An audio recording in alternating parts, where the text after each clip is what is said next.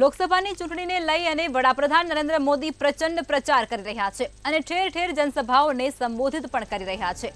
ઝારખંડના પલામુ અને લોહરદગામાં જાહેર સભાઓને સંબોધન કરી હતી, તો બિહારના દરભંગામાં પણ વડાપ્રધાન નરેન્દ્ર મોદીએ જનસભાને સંબોધિત કરી હતી। ત્યારે વડાપ્રધાન નરેન્દ્ર મોદીએ જણાવ્યું હતું કે તમારા એક વોટની શક્તિથી જમ્મુ કાશ્મીરમાં કલમ 370ની દિવાલ જમીનમાં દાટી દેવામાં આવી છે। તેમણે વધારે જણાવતા કહ્યું હતું કે તમારા એક વોટથી ઘણી માતાઓની આશાઓ પૂર્ણ થઈ શકે છે। એક એવી સ્થિતિ હતી જ્યારે આતંકવાદી હુમલા પછી કાયર કોંગ્રેસ સરકાર આખી દુનિયામાં રડતી હતી, પરંતુ આજે સ્થિતિ એવી છે કે પાકિસ્તાન આખી દુનિયામાં રડી રહ્યું છે। આજે પાકિસ્તાનના નેતાઓ કોંગ્રેસના શહેજાદાને પીએમ બનાવવાની પ્રાર્થના પણ કરી રહ્યા છે, પરંતુ એક મજબૂત ભારત હવે મજબૂત સરકાર ઈચ્છે છે। તો વડાપ્રધાન નરેન્દ્ર મોદીએ બિહારના દરભંગામાં ભાજપની ચૂંટણી રેલીને સંબોધતા આરજેડીના નેતા તેજસ્વી યાદવને બિહારના રાજકુમાર પણ ગણાવ્યા હતા।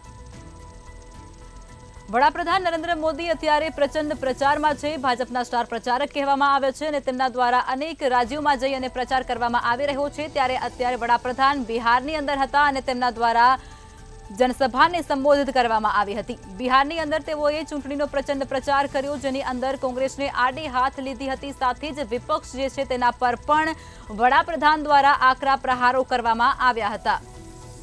તો આજ મુદ્દે વધુ વિગતો સાથે અમારા સંવાદદાતા રવિ ભાવસાર લાઈવમાં જોડાઈ ચૂક્યા છે। રવિ, બિહારની અંદર વડાપ્રધાન નરેન્દ્ર મોદી દ્વારા ઝંઝાવતી પ્રચાર કરવામાં આવી રહ્યો છે, શું છે સમગ્ર વિગતો?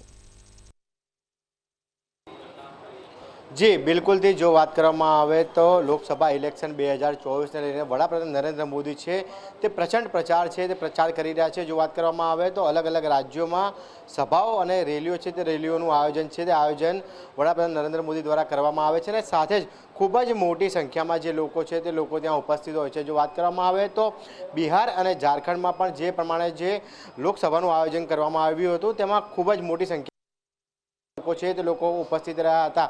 સાથે જ જો વાત કરવામાં આવે તો વડાપ્રધાન નરેન્દ્ર મોદી દ્વારા જે કોંગ્રેસ અને જે લાલુ યાદવ છે તે લાલુ યાદવ પર નિશાન છે તે નિશાન તાકવામાં આવ્યું હતું। સાથે જ વાત કરવામાં આવી હતી કે જે પ્રમાણે જમ્મુ કાશ્મીરની અંદર જે 370ની જે કલમ છે તે કલમની જે દિવાલ છે તે દિવાલ જમીનમાં દાટી દેવામાં આવી હતી, જેના કારણે ઘણી માતા અને ઘણી બહેનો ક્યાંક ને ક્યાંક જે રાજી છે તે રાજી થયા હતા। જે પ્રમાણે જ્યારે કોંગ્રેસનું શાસન કેન્દ્રમાં હતું ત્યારે જમ્મુ કાશ્મીરની અંદર જે આતંકવાદીઓ છે તે આતંકવાદીઓ લોકોના ઘરમાં ઘૂસીને લોકોને ગોળીઓ મારતા હતા અને ત્યારે કોંગ્રેસની જે સરકાર છે તે સરકાર દ્વારા માત્ર રડવાનું કામ કરતું હતું, પરંતુ આતંકવાદીઓને કોઈ પણ પ્રકારનો પ્રત્યુત્તર છે તે નહોતા આપતા। પરંતુ જ્યારે છેલ્લા 10 વર્ષથી કેન્દ્રમાં ભારતીય જનતા પાર્ટીની સરકાર છે ત્યારે દરેકે દરેક આતંકવાદીઓને જડબાતોડ જવાબ છે તે જડબાતોડ જવાબ છે તે ભારતીય જનતા પાર્ટીની સરકાર છે તે આપી રહી છે। સાથે જ જો વાત કરવામાં આવે તો આતંકવાદીઓને જમ્મુ કાશ્મીરથી ભગાવી દેવામાં આવે છે અને સાથે જ જે જમ્મુ કાશ્મીરના જે લોકો છે તે ક્યાંક ને ક્યાંક જે વિકાસ છે તે વિકાસનો જે પદ છે તે વિકાસના લાભ છે પણ લાભ તેમને પણ મળ્યા છે।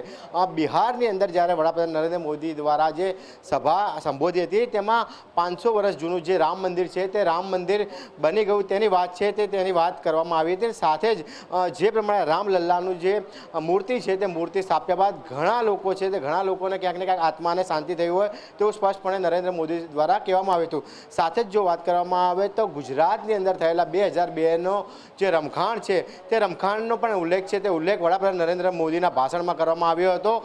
જે પ્રમાણે જે કાર સેવકો લઈને જતી જે ગાડીનો જે ડબ્બો છે તે ડબ્બો સળગાવી દીધો હતો અને ત્યારબાદ જે રેલ મંત્રી હતા તે લાલુ પ્રસાદ યાદવ હતા અને તેમના દ્વારા જે કાર સેવકોના જે ગુનેગાર છે તે ગુનેગારને બચાવવાનો જે રિપોર્ટ છે તે રિપોર્ટ લાલુ યાદવ દ્વારા કરવામાં આવ્યો હતો તેવું નિવેદન વડાપ્રધાન નરેન્દ્ર મોદી દ્વારા કરવામાં આવ્યું હતું, જેના પગલે વડાપ્રધાન નરેન્દ્ર મોદી દ્વારા જે લાલુ યાદવ પર નિશાન છે તે નિશાન તાકવામાં આવ્યું હતું અને સ્પષ્ટપણે કહેવામાં આવ્યું હતું કે જે લોકો કૌભાંડ કરે છે બિહારની અંદર તે લોકો અત્યારે હાલ જેલમાં છે અને તેમના છોકરાઓ ક્યાંક ને ક્યાંક શહેજાદા છે તેવું નિવેદન વડાપ્રધાન નરેન્દ્ર મોદી દ્વારા કરવામાં આવ્યું હતું। એટલે કહી શકાય કે જે પ્રમાણે બિહારની જે સભા છે તે સભાની અંદર 370ની કલમ, રામ મંદિરનો મુદ્દો અને સાથે જ જે પ્રમાણે જે ગુજરાતની અંદર 2002માં થયેલા જે રમખાણનો જે મામલો હતો તે રમખાણના સ્મરણો ક્યાંક ને ક્યાંક યાદ કર્યા હતા અને કોંગ્રેસ ઉપર પ્રહાર છે તે પ્રહાર વડાપ્રધાન નરેન્દ્ર મોદી દ્વારા કરવામાં આવ્યા હતા।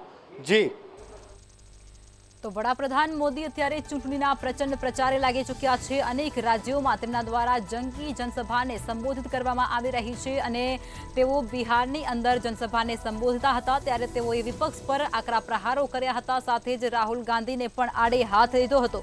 વડાપ્રધાન દ્વારા લાલુ યાદવ પર પણ નિશાન ટાંકવામાં આવ્યું હતું।